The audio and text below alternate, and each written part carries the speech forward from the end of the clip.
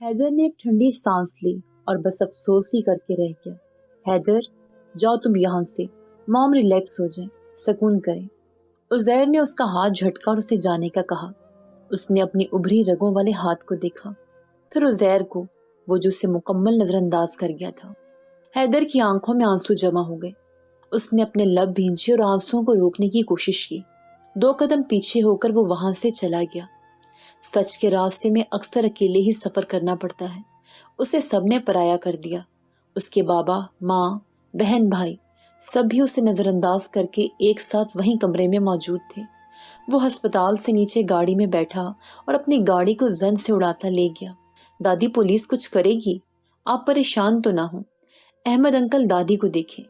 समरा दादी की एक कॉल पर वहां मौजूद हो गई थी।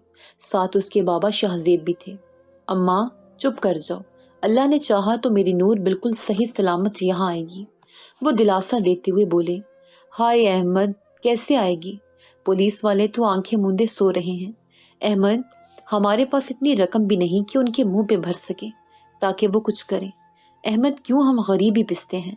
क्यों हमेशा अमीर और पैसे वाले जीत जाते हैं? हमारे साथ इंसाफ कब होगा? वो अपने माथे पर हाथ रखे कह रही थी। पुलिस वालों ने एफआईआर दर्ज कर ली थी, मगर कोई रिस्पॉन्स जाहिर नहीं किया था। अम्मा, एक दिन हम गरीबों का भी आएगा, उस दिन किसी में कोई फर्क नहीं किया जाएगा। मेरा अल्लाह उन सब से बदला लेगा। अब की अहमद भी बेबसी के आलम में आंसू बहाने लगा। एक मिडिल क्लास इंसान के पास एक इज्जत ही होती है जो कि बहुत कीमती होती, मगर कभी कभी पैसों की किल्लत उसे इतना मजबूर कर देती है, आंसुओं के अलावा कोई दूसरी राह नहीं होती। हम अपनी ख्वाहिशात के गुलाम होते हैं और उनको पूरी करते करते जिंदगी गुजार देते हैं। आप लोग बेबस क्यों हो रहे हैं? हम मीडिया पर खबर चलाएंगे। अगर वहां भी बात ना बनी तो मैं उसे बचाने हर हद तक चली जाऊंगी, समर ने जज्बाती अंदाज में कहा। समर, हम कुछ नहीं कर सकते। न जाने कितनी ऐसी नूर हैं जो इस तरह चली जाती हैं और वो दंदनाते फिरते हैं। 2-3 दिन जोरों शोर से बात चलती है, फिर आहिस्ता आहिस्ता लोग भूल जाते हैं और इंसाफ भी नहीं मिल पाता। और मीडिया वालों को तो सिर्फ ब्रेकिंग न्यूज चाहिए जिससे वो रेटिंग हासिल कर सके। जैसे ही खबर पुरानी होती है, धीमे धीमे मीडिया और फिर जहनों से निकल जाती है। सब अपने फायदे के लिए सोचते हैं, कोई हमारे बारे में नहीं सोचता। अहमद ने एक तल्ख हकीकत से समर को रोशनास करवाया। वो उनकी बात पर लाजवाब सी हो गई। आखिर कब तक ये सब बेकाम इंसान को बर्दाश्त करना पड़ेगा? वो इस बात पर लाजवाब सी थी। मैं एक ईमानदार पुलिस ऑफिसर को जानती हूँ, मेरी दोस्त के शौहर हैं तैमूर आलम, मैं उनसे बात करूंगी, उसने मजीद सुझाव दिया और कहती दरवाजे से बाहर निकल गई। पीछे शाहजेब भी थे। वो तेज कदम बढ़ा रही थी, जबकि शाहजेब को उसके मुकाबले आने के लिए तकरीबन भागना ही पड़ा था। समर, तुम मेरी बात सुनो, उन्होंने पीछे से आवाज दी।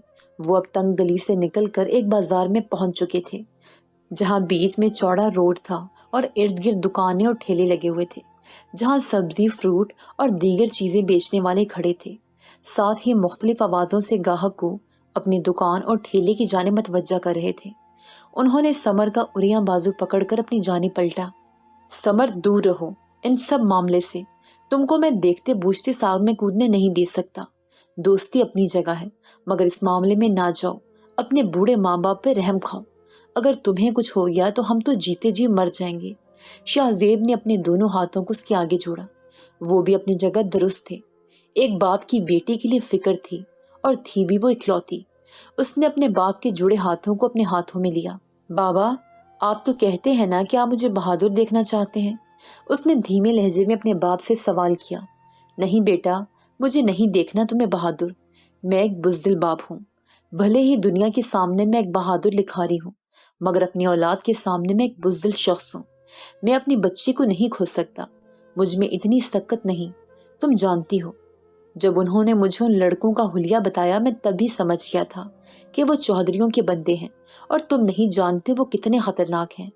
मेरे दोस्त को उन्हीं लोगों ने कत्ल किया और मुझे न जाने कितने साल ही जेल में रखा। तुम उनका मुकाबला नहीं कर सकती मेरी बच्ची। उन्होंने मोहब्बत से उसके सर पर हाथ फेरा।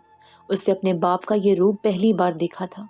बेबसी उनकी आंखों में और आवाज में थी, जैसे कोई पुराना जख्म फिर से ताजा हो गया था। बाबा, अच्छा अब रोएं तो ना, लेकिन बाबा, नूर को तो हमारी जरूरत है ना। अहमद अंकल ने भी अपनी बेटी खोई है। آپ کو تو سوچ کر ہی روح کانپ رہی ہے، ان پر تو گزر چکی ہے، ہمیں ان کی مدد کرنی چاہیے نا۔ وہ اب بھی اپنی بات پہ اڑی ہوئی تھی۔ وہ سگی بیٹی نہیں ہے احمد کی، تم سمجھ نہیں رہی، وہ اب جھنجھلا کر بولے تھے۔ ان کی بات پر سمر نے انہیں دیکھا۔ بابا، سگی نہیں مگر بیٹی تو ہے۔ اس نے اب کی بار اپنے باپ کو خفا نظروں سے دیکھا تھا۔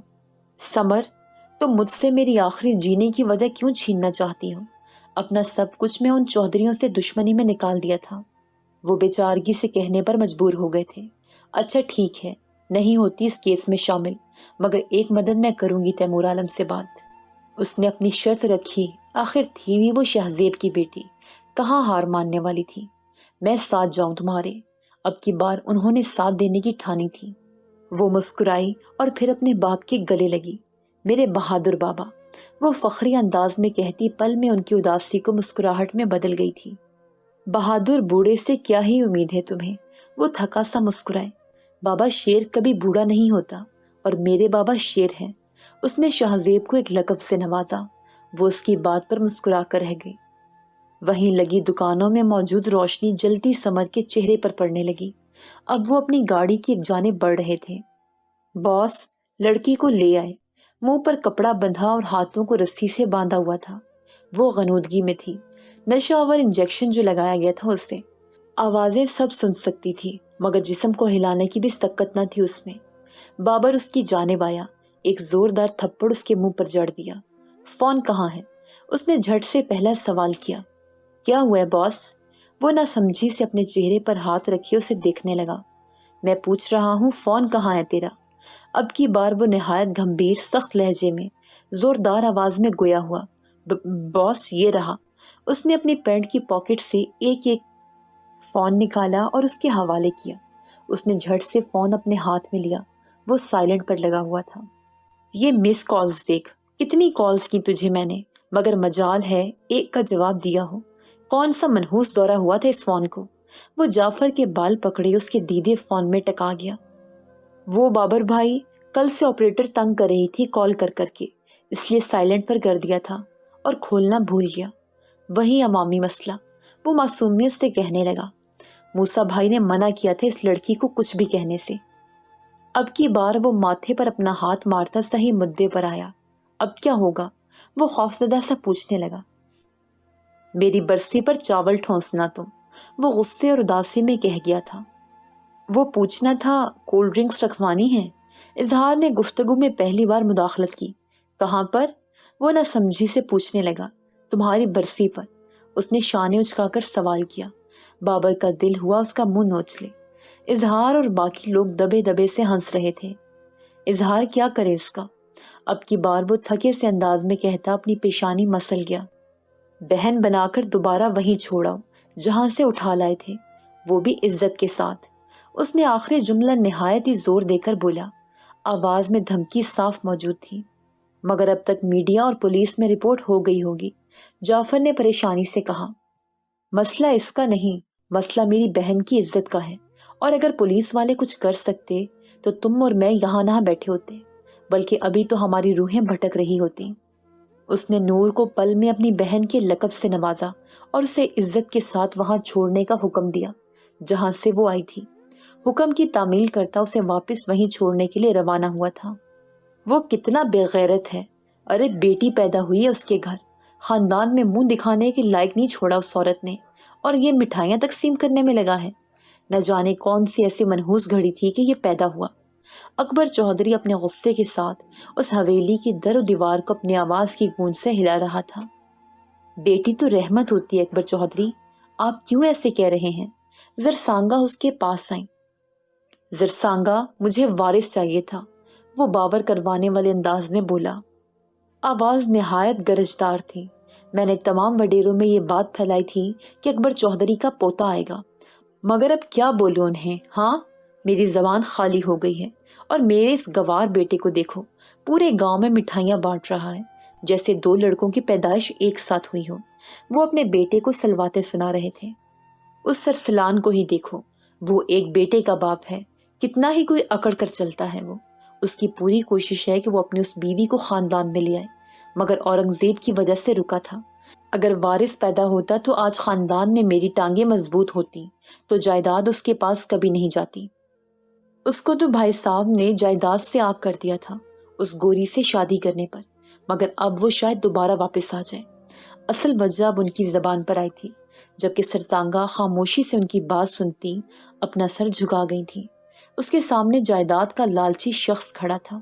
اظہار کو کیا معلوم یہ لڑکی کہاں ہے، اور ویسے بھی جوئے میں جو رقم ہارا تھا وہ ادا کرنی ہے۔ سوچ رہا ہوں یہ تھوڑا آمدنی کا ذریعہ بن جائے گی۔ وہ پیچھے مدہوشی میں پڑی لڑکی کی جانب دیکھتے ہوئے کہنے لگا۔ جعفر نے حیرت سے دیدے پھاڑے اپنے ساتھ بیٹھے شخص کو دیکھا۔ ظہیر دیکھو، تم نہیں کرو گے یہ۔ اظہار کو تم جانتے ہو، وہ جس کو بہن کہہ دے وہ سچ میں اس کی عزت بن جاتی ہے۔ اگر تم نے اس کے ساتھ کچھ بھی کیا تو وہ ہمیں نہیں چھوڑے گا۔ جعفر نے اسے خوف دلایا، مگر اس کی آنکھوں میں لالچ اور ہوس کی آگ جل رہی تھی۔ اور اظہار کو بتائے گا کون؟ اس نے کمینگی سے اسے دیکھا۔ میں نہیں بتاؤں گا، مگر تم جانتے ہو اس کی پہنچ کہاں تک ہے۔ وہ اس کا اشارہ سمجھتے گھبرایا۔ اچھا چلو نہیں کرتے کچھ بھی، جاؤ پانی کی بوتل لے آؤ اور ساتھ سگریٹ بھی۔ اس نے ہوا میں اڑتی گاڑی اچانک روکی، جس کی وجہ سے وہ جھٹکے سے آگے ہوا اور جیب سے کچھ پیسے نکال کر اس کے حوالے کیے۔ میں کہیں نہیں جا رہا، تم خود جاؤ۔ اس نے جانے سے انکار کیا۔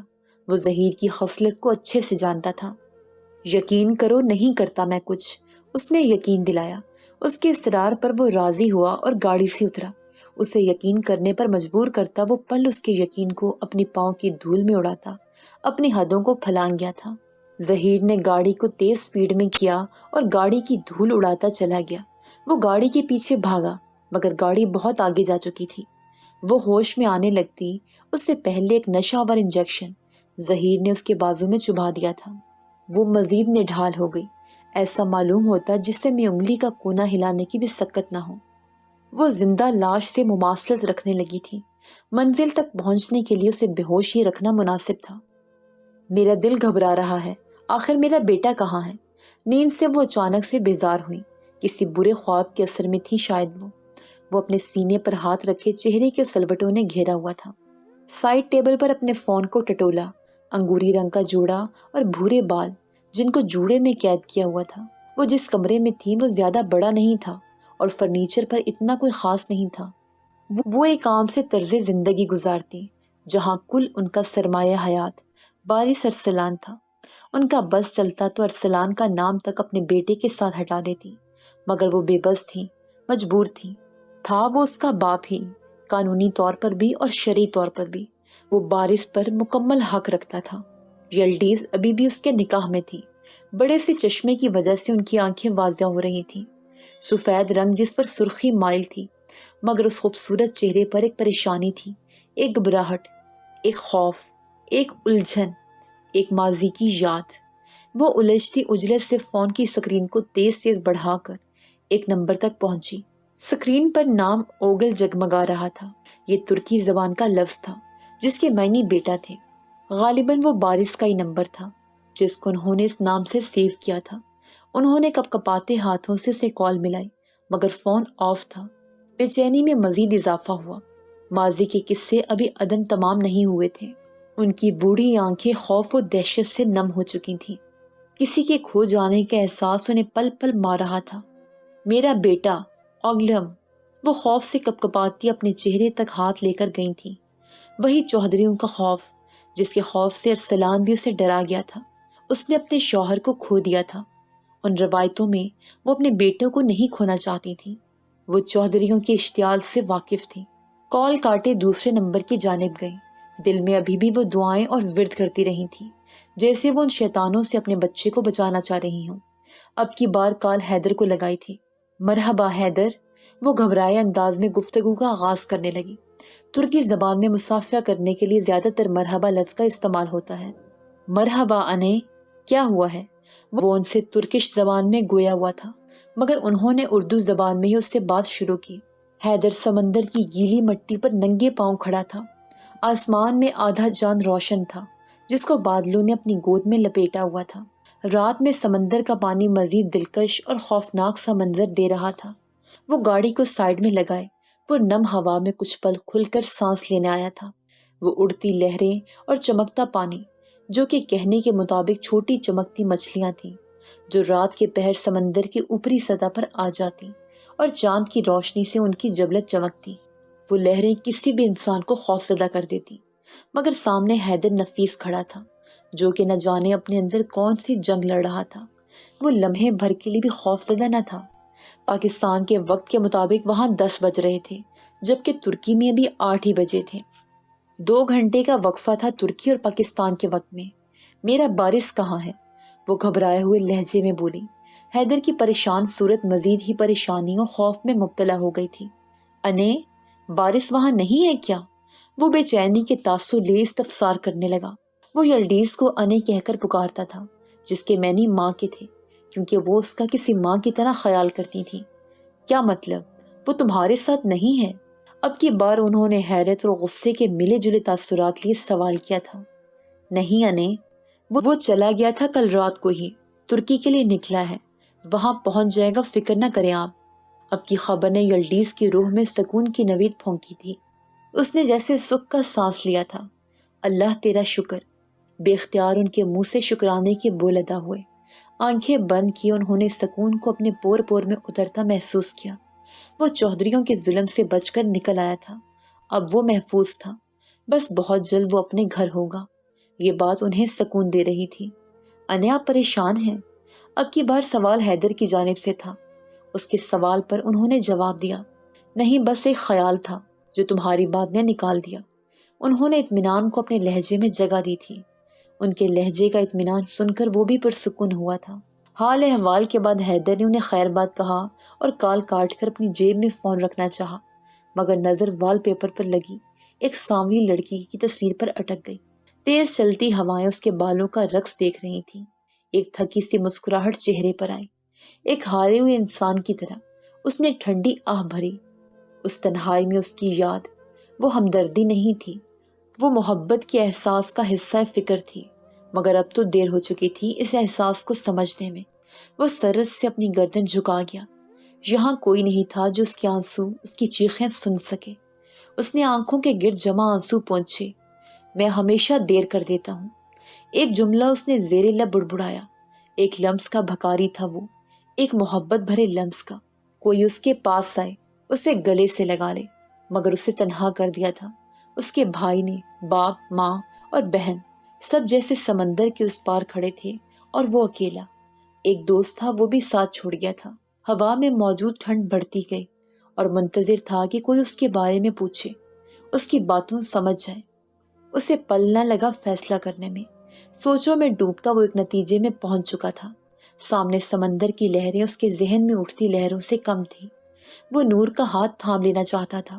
نفیس نے جو کہا تھا وہ سندر تک کھائے جا رہا تھا، مگر ایک امید کی کرن پھر اس میں اجاگر تھی۔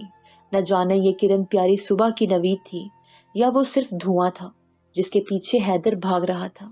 کچھ خاص تو نہیں اتنا اس میں، مگر کام چل ہی جائے گا۔ ظہیر سے ایک ہٹا کٹا آدمی مخاطب ہوا تھا۔ اس کے ساتھ ایک خاتون بھی تھی جنہوں نے بھاری بھرکم جوڑا اور زیورات پہن رکھے تھے۔ 5 لاکھ سے ایک پھوٹی کوڑی نہیں دوں گی تجھے اس کالی کا، محنت بہت ہے اس پر۔ وہ نخرے دکھاتی اپنے زہریلی لبوں سے زہر نکالتے ہوئے بولی۔ آنکھوں میں گہرا کاجل تھا۔ اگر کوئی پل بھر کو ان کو دیکھتا تو ان کے وجود سے وحشت کھانے لگتا۔ جتنا میک اپ اور سنگھار انہوں نے کیا تھا، مفت میں آتے 5 لاکھ بھی کس کو برے لگتے ہیں۔ مگر دبئی کا ٹکٹ تم کروا دو گے مجھے؟ اس سے پہلے والی لڑکی کا بھی انتظام میں نے کیا تھا۔ اس کے پیسے پہلے ہی بہت کم دیے تھے تم لوگوں نے، حالانکہ دکھنے میں وہ بلا شبہ حسین تھی۔ اس نے کسی دوسری لڑکی کا بھی ذکر کیا تھا اور پرانے کھاتے میں ایک حساب نکال کر دبئی کے ٹکٹ کی شرط اس نے رکھی تھی۔ ہم پہلے ہی 20 لاکھ دے چکے ہیں، مزید پیسوں کی امید ہم سے نہ رکھنا۔ وہ عورت دوبارہ اشتعال انگیز لہجے میں بولی۔ دیکھ لو چاندہ بائی، ساری کمسن کلیاں تم کو ہمارے ہاں سے ملتی ہیں، ہم سے دشمنی میں اپنا دھندا خراب نہ کر لینا۔ وہ چبلا کر ہر لفظ پر زور دے کر بولا۔ اس کی نظروں میں اور چہرے پر موجود تاثرات توہین آمیز تھے۔ چاندہ بائی نے اپنے دانت کچکچائے۔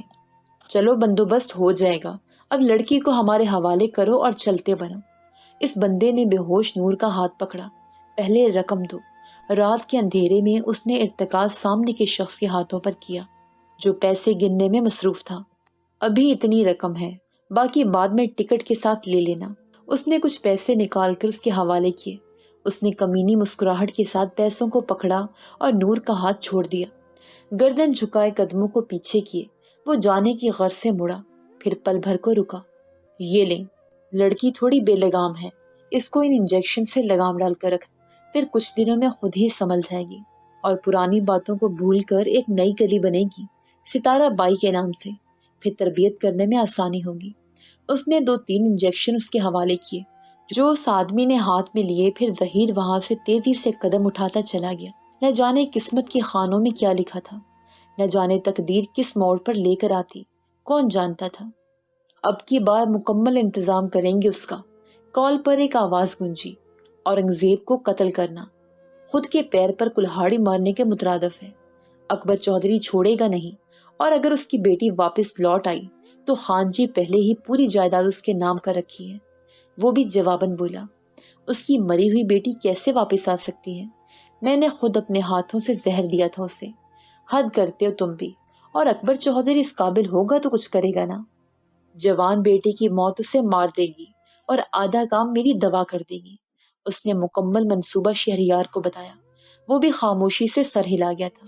بس دھیان رکھنا، اورنگزیب جب جیل سے باہر آئے تو زیادہ دن کھلی فضا میں سانس نہ لے پائے۔ اس نے شہریار کو تاکید کی اور کال کاٹ دی۔ شہریار نے دمکتے ہوئے فون کی جانب دیکھا۔ ان دونوں کے بعد تم جاؤ گے، اس نے پراسرار مسکراہٹ کے ساتھ کہا۔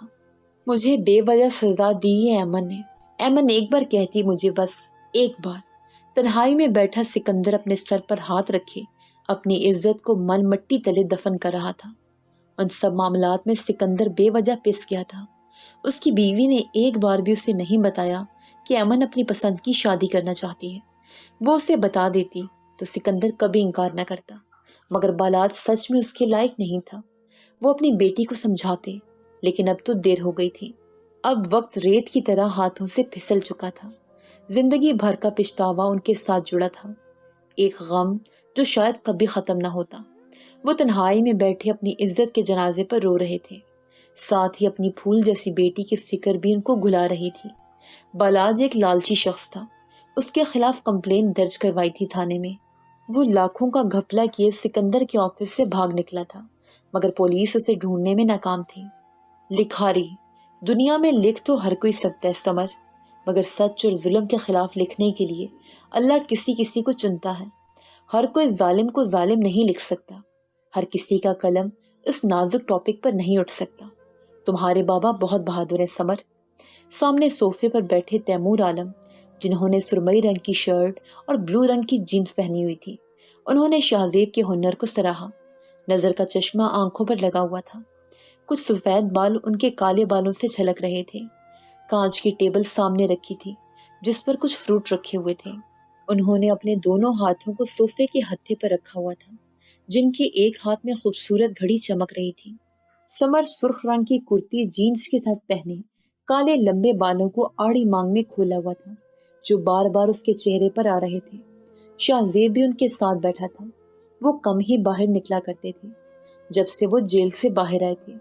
انکل، بابا مجھ سے بھی ہمیشہ کہتے ہیں، جھوٹ بول کر پچھتاوے سے اچھا سچ بول کر ہار جا۔ اس نے فخری انداز میں اپنے بابا کو دیکھا، جو اپنے دونوں ہاتھوں کو جوڑ کر نہایت پرسوچ انداز میں بیٹھے تھے۔ روشن کمرے میں بھی ان کے چہرے کی تاریکی اور خاموشی کوئی بھی جانچ لیتا تھا۔ وہ دھیمے سے مسکرائے۔ تیمور، آپ اس بچی کے بارے میں تحقیق کریں، وہ دوبارہ کیسا ایسے کر سکتے ہیں؟ انہوں نے اپنی بات کہی۔ ماتھے پر پڑتے واضح بل جن میں پریشانی نمایاں ہوتی، جھریوں زدہ ایک بوڑھا چہرہ۔ وہ اتنے عمر کے نہیں تھے جتنا ان کا حلیہ اور چہرہ بتاتا۔ کچھ باتیں، کچھ یادیں جو انہیں جلد بوڑھا کر گئی تھی۔ تم نے لکھنا کیوں چھوڑ دیا؟ تم چاہو تو ایک بھرپور آرٹیکل لکھو ان کے خلاف۔ 25 سال پہلے بھی تو تم نے کر دکھایا تھا سب۔ تیمور نے ماضی کھنگال کر اس کے سامنے رکھا۔ وہ نظریں چرانے لگا تھا۔ یہاں میں اپنی بات ڈسکس کرنے نہیں آیا ہوں تیمور۔ اگر آپ اسے ڈھونڈ سکتے ہیں تو ٹھیک ہے، ورنہ ہم یہاں سے چلے جاتے ہیں۔ کچھ خفگی، کچھ غصہ، کچھ دکھ، کچھ یادیں، کچھ باتیں ان کے لہجے میں چھپی تلخی کو واضح کرتی تھیں، جیسے وہ ایک کڑوا سچ بھلا دینا چاہتے ہوں جو ان کے پیچھے چوڑی گلیوں سے ہوتا گزرتا ہے مگر کوئی انہیں بھولنے نہیں دیتا۔ ان کے دوست کی گھڑی جس کو اس نے شہزیب کے ہاتھ میں باندھا ہوا تھا، وہ نیوز پیپر جس میں اس لڑکی کی خبر شائع ہوئی تھی، وہ چھوٹی بچی جس کی لاش اس نے اپنی آنکھوں کے سامنے دیکھی تھی، وہ تڑپتی لڑکی جو اپنی بچی کے غم میں یادداشت کھو بیٹھی، وہ اکبر چودھری جو بگڑا ہوا تھا، اور ایک کونے میں بیٹھا اورنگزیب، سب کا قصوروار ہاتھوں میں ہتکڑی ڈالے زمین پر پنجوں کے بل بیٹھا، سب کسی مووی کی طرح نظروں کے سامنے آ کر گزرا۔ تم تو برا ہی مان کے شہزیب، کرتا ہوں میں کچھ۔ انہوں نے اپنی بات کی تلافی کرتے اپنی جیب سے فون نکالا تھا، کچھ نمبر ڈائل کیے اس نے، اپنے فون کو کان سے لگایا، 2-3 بیلز پر فون اٹھا لیا گیا تھا۔ اکرم، لاہور کی گلیوں میں، اور ہاں، وہ بازار حسن کے کوٹھے پر جا کر دیکھو، کوئی نور نامی لڑکی کی خبر ملے تو مجھ تک پہنچانا۔ اس نے خبری کو کال ملائی، پھر سمر سے نور کی تصویر مانگی تھی۔ سمر الجھی، آپ نے اکرم کو اس جگہ پر زور دے کر کیوں کہا؟ وہ اجنبی لہجے میں کہنے لگی، چہرے کے تاثر بے یقین تھے۔ سمر ایک گروہ سرگرم ہے، وہ معصوم لڑکیوں کو اغوا کر کے بیچتے ہیں۔ اس دوران جتنے گمشدگی کی کیس مجھے موصول ہوئے، میرا شک سب سے پہلے وہیں آ کر ٹھہرا تھا۔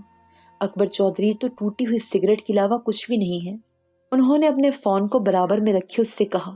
ان کے سوال پر سمر کے چہرے کے تاثرات بدلے، پھر بدلتے ہی چلے گئے۔ اس نے چکرا کر اپنے باپ کے بازو کو مضبوطی سے تھام لیا تھا۔ اگر ان کی شک و شبہ ٹھیک ہوئے، اگر وہ، اس نے جھرجھری لی، بابا، اس کی پرسکون نظروں میں اب الجھن بڑھ گئی تھی۔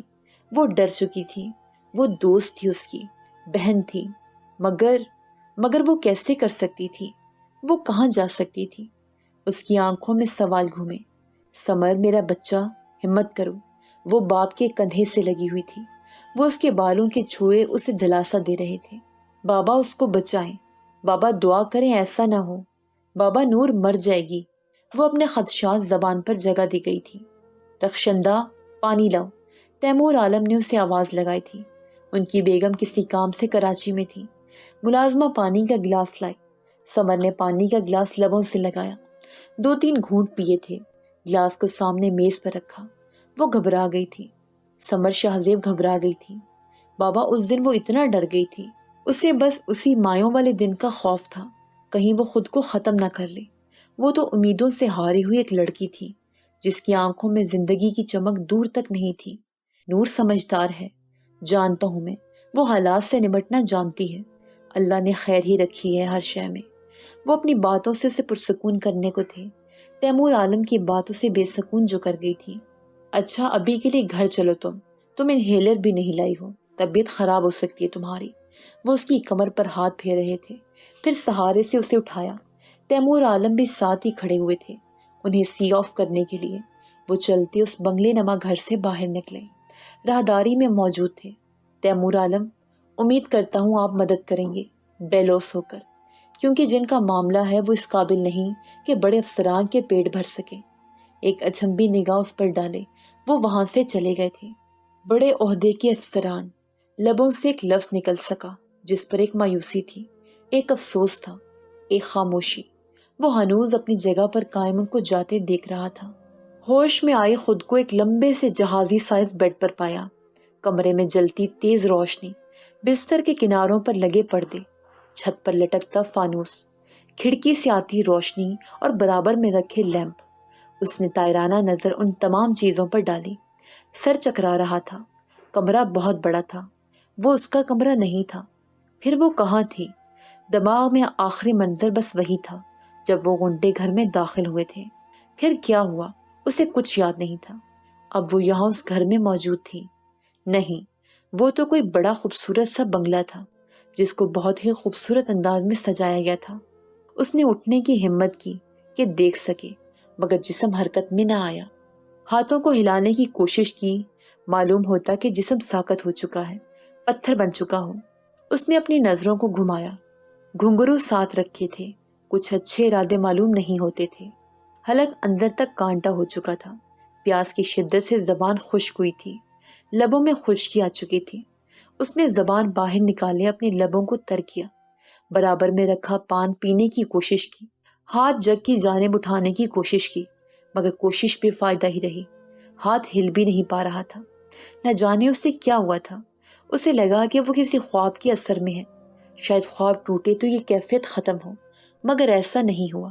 اس کی بندھی چوٹی میں سے نکلے چھوٹے بال جب اس کے چہرے پر چپکے تھے۔ اس نے جسم کو متحرک کرنے کے لیے نہایت ہی زور لگایا، مگر تھک ہار کر لمبی سانس لی۔ دھیمے سے انگلیاں اور ہاتھ ہلے تھے، مگر اٹھ کر بیٹھنے کی صلاحیت اب بھی نہیں تھی۔ اس نے ماورائے ادراک نظروں نے اپنے ہاتھوں کی جانب نگاہ دوڑائی۔ جسم کیوں درد میں مبتلا تھا، کوشش کے باوجود وہ ہل نہیں پا رہی تھی۔ آخر اس کے جسم کو کیا ہو گیا تھا؟ یہ مجھے کیا ہو گیا ہے؟ اس کا دماغ معاف ہو گیا تھا۔ خود کے ساتھ ہوئی کیفیت کے بارے میں وہ کچھ نہیں جانتی تھی۔ کچھ پل خاموشی سے لیٹی وہ اوپر لگے پنکھے کو تکتی رہی، گہرا تنفس لیا۔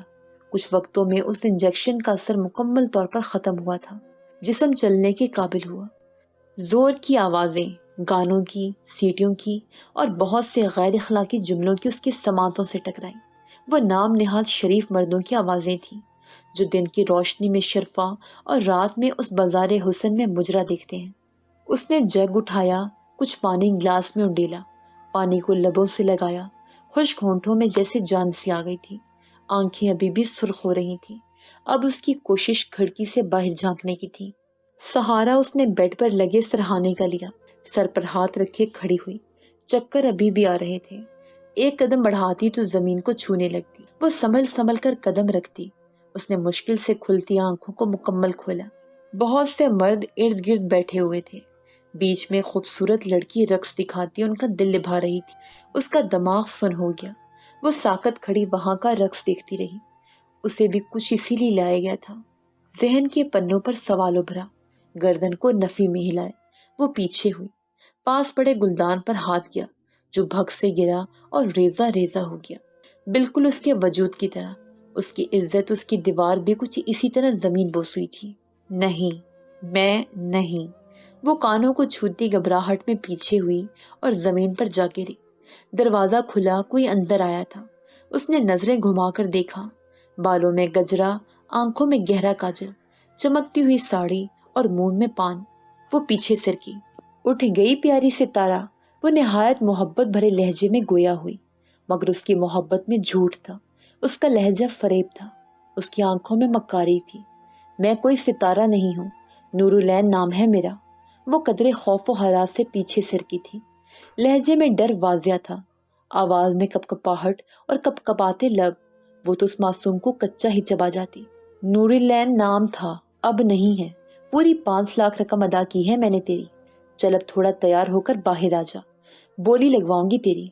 وہ اس کی عزت، اس کے وجود کو پیسے میں تولتی، اس کی زندگی کی قیمت 5 لاکھ لگا کر اپنی ساڑی کے پلوں کو جھٹکتی، وہاں سے چل دی تھی۔ وہ مشکل میں تھی، یسرا منزل تھی۔ میں کہیں نہیں جاؤں گی، سنا تم نے؟ جانتی نہیں ہو تم میرے بابا کو؟ وہ زوردار آواز میں چیخی، لب ہنوز کانپ رہے تھے۔ عزت پر بات آئی تو ہمت بھی جوش ماری تھی۔ چاندہ بائی کے قدم رکے، اشتعال سے اس لڑکی کو دیکھا جو کہ دیوار سے چپکی بیٹھی تھی۔ وہ نور کے قریب آئیں اور اس کی چوٹی کو نہایت ہی زور سے اپنی مٹھیوں میں بھینچا۔ وہ درد سے سسکی۔ ایک تو تجھ جیسی منحوس شکل کو خریدا، اب تیرے نخرے برداشت کرے؟ وہ مٹکاتی ہوئی آنکھوں سے پوچھ رہی تھی۔ کچھ بھی کر لو، میں نہیں جاؤں گی، میں منہ نوچ لوں گی تمہارا۔ وہ روتی آنکھوں سے دیکھتی اسے دھمکی دے رہی تھی۔ میرا منہ نوچے گی؟ کل موہی! اس کی بات پر چاندہ بائی اشتعال سے بھڑکی اٹھی تھی، بالوں کو جھٹکے سے چھوڑتی وہ اس پر ٹوٹ پڑی تھی۔ تھپڑ در تھپڑ اس کے منہ پر رسید کیے تھے۔ چہرہ سرخ ہو چکا تھا، ہونٹوں کا کنارہ پھٹ گیا تھا، ان کی چوڑی ٹوٹ کر اس کے چہرے پر لگی تھی۔ چاندہ بائی کچھ کہنے ہی لگی تھی جب فرحان کمرے میں داخل ہوا۔ وہ مرجھا کر زمین پر گری تھی۔ اس منحوس کو دیکھ، کہتی ہے میرا منہ نوچے گی، چاندہ بائی کا منہ۔ وہ دھتکارتے ہوئے توہین آمیز نظروں سے اسے دیکھتی، پل میں اس کا حشر بگاڑ چکی تھی۔ جسم پہلے نڈھال تھا، ان کی مار سے مزید گری ہوئی حالت محسوس ہوتی تھی۔ بائی تم بھی حد کرتی ہو، اس لڑکے نے کہا تھا۔ لڑکی تھوڑی بے لگام ہے، لگام ڈالنی پڑے گی پہلے سے۔ فرحان اس کا اریاں بازو پکڑے نہایت درشتگی سے گویا ہوا تھا۔ میں کون سا جان سے مار رہی ہوں، اس جیسی ہزاروں لڑکیاں قابو کی ہیں میں نے۔ وہ بڑی سی آنکھوں کو مٹکاتے ہوئے بولی تھی جن میں کمینگی جھلکتی تھی۔ جاؤ یار، کام کرو اپنا۔ اس کو مجھے دیکھنے دو۔ وہ انہیں پیچھے ہٹاتا اس کے قریب آیا۔ وہ بائی کو مکمل نظر انداز کر گیا تھا۔ وہ حیرت سے اس کی پشت تک رہی تھی۔ فرحان نے جیب سے چھوٹی سی شیشی نکالی۔ ایک سرنج میں اس نے وہ دوا نکال کر شیشی کو دوبارہ جیب میں رکھا۔ اب اس کی آستین اوپر کرنے کے لیے اس کا بازو چھوا۔ وہ محسوس کرتی کرنٹ کھا کر دور ہوئی۔ کیا کر رہے ہیں آپ لوگ؟ نہیں، مجھے جانے دیں، مجھے بخش دیں، اب اس نے رو کر کہا۔ شاید ان کو رحم آئے اس پر۔ بائی اس کے ہاتھ پکڑو، فرحان نے گردن ترچھی کیے کہا۔ چاندہ بائی فوراً اس کے دونوں ہاتھوں کو مضبوطی سے تھام گئی۔ وہ تڑپتی رہی۔ اس نے ہر ممکن کوشش کی ان کی گرفت سے نکل جائے، مگر ہر چیز ناممکنات میں گھرتی اسے نظر آئی تھی۔ اسے لگا جیسے آخری امید بھی ہاتھ سے ریت کی طرح پھسل گئی ہو۔ آنکھوں کا منظر دھندلا گیا۔ آنکھوں کو جھپکتی ہوش میں رہنے کی کوشش کرتی، مگر نیند حواسوں پر طاری ہوئی اور وہ جھٹ سے زمین پر گر گئی۔ اب یہ انجیکشن کے زیر اثر ہے اور کوئی تشدد اب نہ کرنا اس پر، فرحان نے چاندہ بائی کو تاکید کی۔ آخری جملہ باور کروانے والے انداز میں کہا گیا تھا۔ انجیکشن اس کے حوالے کیے وہ تابیداری سے سر ہلاتی، ان انجیکشن کو ہاتھ میں لیے جھکی۔ فرحان باہر چلا گیا، جبکہ چاندہ بائی نے اسے بیڈ پر پٹخا اور انجیکشن اپنی کمر میں موجود جیب میں رکھے، جو چولی کے ساتھ ہی بنی ہوئی تھی۔ اسے خون خوار اور زہر شکن نظروں سے دیکھتی کمرے کو باہر سے لاک لگائے وہاں سے چلی گئی، جبکہ بیڈ پر وہ اوندھے منہ گری تھی۔ اس کی قسمت نے اسے کہاں سے کہاں لا کر پٹخا تھا، ایک آگ کے راستے میں، جہاں وہ لمبے راستے سے چل کر ایک سکون کو پہنچے گی، جس کی نوید، جس کی نشانی دور نگاہوں تک کہیں نہیں تھی۔ ہر جگہ بس دھواں تھا، راستے منزل سب لاپتہ سے تھے۔ وہ اندیکھے راستے پر ننگے پاؤں بھاگ رہی تھی، کانٹے پاؤں میں چبھ رہے تھے اس کے، مگر کوئی تھا جو اس کے ساتھ دوڑ رہا تھا۔ کون تھا وہ؟ وہ دونوں ایک ہی کشتی کے مسافر تھے، جن کی راہیں بھی ایک تھیں اور منزل بھی۔ یہ کس کا بچہ اٹھا لائے آپ؟ اس چھوٹے سے گھر کے آنگن میں تمام گھر والے جمع تھے۔ احمد کے کپڑے بھیگ چکے تھے، اس کے ہاتھ میں ایک معصوم سی بچی تھی۔ ہائے رجو، کہیں یہ ان کی دوسری بیوی سے تو نہیں؟ ہائے تھوڑا انتظار کر لیتے، رجو بانجھ تھوڑی تھی، شگفتہ اپنا سر پیٹتے ہوئے کہہ رہی تھی۔ اس کی بات پر رجو کے پیر سے زمین نکل گئی تھی، وہ گرنے کو تھی، مگر شگفتہ اسے سنبھالے کھڑی تھی۔ شگفتہ، منہ سنبھالو، کچھ بھی کہہ دیتی ہو۔ احمد بیٹا، یہ کون ہے؟ حسن آرا نے پہلے اسے ڈپٹا، پھر موم لہجے میں احمد سے مخاطب ہوئی تھی۔ بارش کی وجہ سے صحن گیلا تھا اور احمد خاموش سا ان سب کو دیکھ رہا تھا جو اس کے گرد گولا بنائے اس پر سوالوں کی بمباری کر رہے تھے۔ اماں، کوئی بھی ہو مگر اس گھر میں نہیں رہے گی، اس کو ایدھی کے جھولے میں ڈالا ہے۔ میں کہہ دیتی ہوں، یا تو یہ بچی یہاں رہے گی یا تو میں۔ رجو نے جیسے حتمی فیصلہ سنایا تھا۔ چپ کر جاؤ رجو۔ احمد، کون ہے یہ بچی؟ کہاں سے لائے ہو؟ اب کی بار نفیس نے گفتگو میں مداخلت کی تھی۔ بھائی، بھیگتی بارش میں یہ بچی کچرے خانے میں پڑی ہوئی تھی، اس کو بخار ہو رہا تھا۔ اگر میں نہ جاتا تو یہ مر جاتی بخار سے، یا ان کتوں کی خوراک بن جاتی۔ اس وقت یہی فیصلہ صحیح تھا، اگر میری جگہ ہوتے تو یہی کرتے۔ وہ ہاتھ باندھے تابیداری سے اپنے بھائی کے سوال کا جواب دے رہا تھا۔ نفیس کا چہرہ کچھ اطمینان میں تھا۔ ساری ہمدردیاں آپ نے ہی اپنے سر لی ہیں، کیا پتہ شگفتہ بھابھی ٹھیک کہہ رہی ہوں۔ مجھ جیسی بانجھ کو رکھ کر کیا کرتے آپ؟ اس لیے دوسری شادی رچا لی۔ رجو آنسو بہاتی اس پر الزام لگا رہی تھی۔ احمد اور رجو کی شادی کو کچھ سال ہی ہوئے تھے، مگر ابھی تک کوئی اولاد نہیں تھی۔ منتے مرادیں مانگی تھی مگر فائدہ نہیں تھا۔ اگر شادی کرنی ہوتی تو تمہارے سامنے ہی کرتا، یوں چھپ کر نہیں۔ اب کی بار احمد کا لہجہ سخت تھا۔ عزیر کمرے میں سو رہا تھا، جبکہ 5 سالہ حیدر کمرے کی کھڑکی سے اس کو دیکھ رہا تھا، ہونے والے تمام حادثے کو۔ نفیس، شگفتہ کی اچانک طبیعت خراب ہوئی۔ لمبی سانس لیتے اس نے نفیس کو پکارا تھا۔ شگفتہ، حسن آرا نے اسے سنبھالا۔ جلد اسے ہسپتال لایا گیا، جہاں اسے بیٹی کی خوشخبری ملی۔